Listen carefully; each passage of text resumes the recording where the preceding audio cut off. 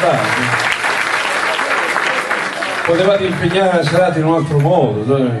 Poi insomma, questa, come dire, insomma, noi andiamo a inaugurare un po' quello che è il nostro tour estivo, che mi vedrà impegnata con l'orchestra dei Nottetempo. Ora, quindi vorrei che voi... No, non ho sentito, ma sono sordo. Bene. Dunque, voi qua, faceva che voi siete sotto anestesia o stato normale? No, perché viene la gente che si viene a sedere nelle prime file, dice, per capire meglio le battute. No, vengono incazzati da casa proprio. Dice, ma sprecate quando è 15 euro, 12 euro, se non mi fai ridere lo spettacolo a casa non la viene a fare. E quindi proprio, poi si mettono giustamente quelli delle ultime file perché ride bene che ride in ultimo, anche perché... Io il primo giorno sono da Zeri, che stava Vanessa nel 2003, per m'ha visto, detto, piacere, Vanessa in contrada. E gli piacere, Pino in campagna. Che cazzo è?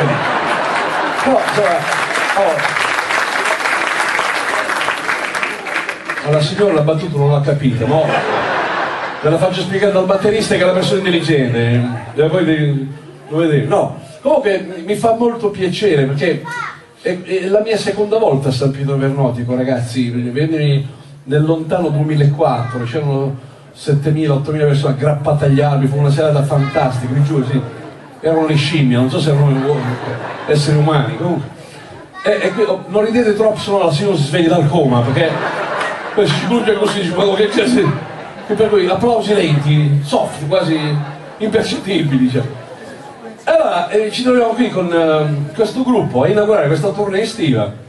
E a me fa molto piacere, anche perché oggi la gente insomma, sta vivendo un brutto momento, vero ragazzi? Un momento di crisi. Stamattina mi ha telefonato la commercialista, la segretaria.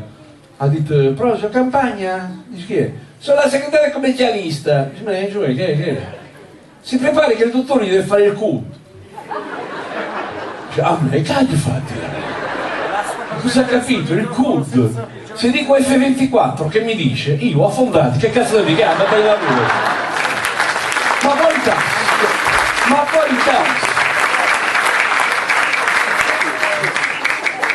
mi ha detto, sua moglie l'ha mai portato il TFR? Dice, quello c'è manca la patente, fu quel portutino. No, la signora continua a non capire le battute, Carlo, quindi le spieghiamo, lei, c'è un disegno alla lavagna. No, mi fa piacere. Io ho sempre voluto fare questo lavoro fin da piccolo. Dicevo sempre, mamma, io da grande vorrei fare il comico. E diceva, mamma, che l'ha fatto? Comico. Come fai di cognome? In campagna, è a Zappalateria.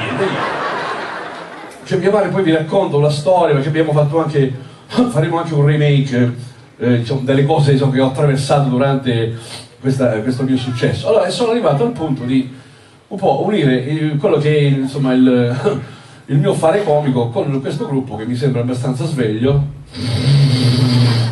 No, nessuno dorme, no. Però volevo partire dall'inizio, perché la gente oggi mi conosce come Papi, il personaggio di Zelig, però la gente vuole anche sapere cosa facevi prima, 30 anni fa, 25 anni fa.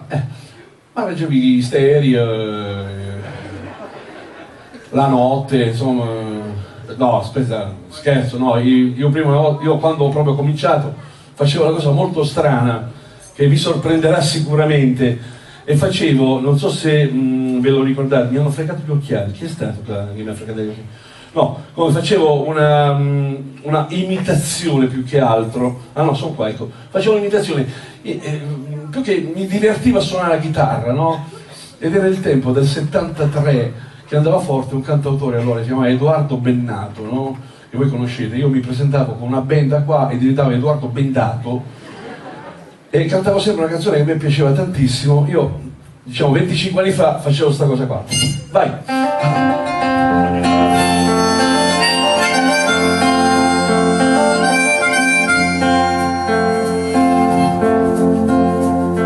Seconda stella a destra, questo è il cammino.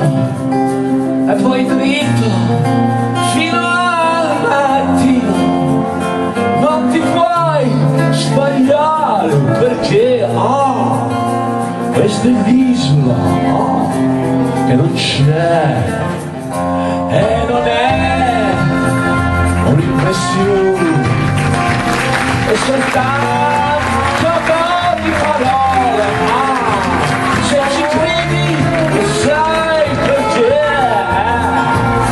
questa è l'isola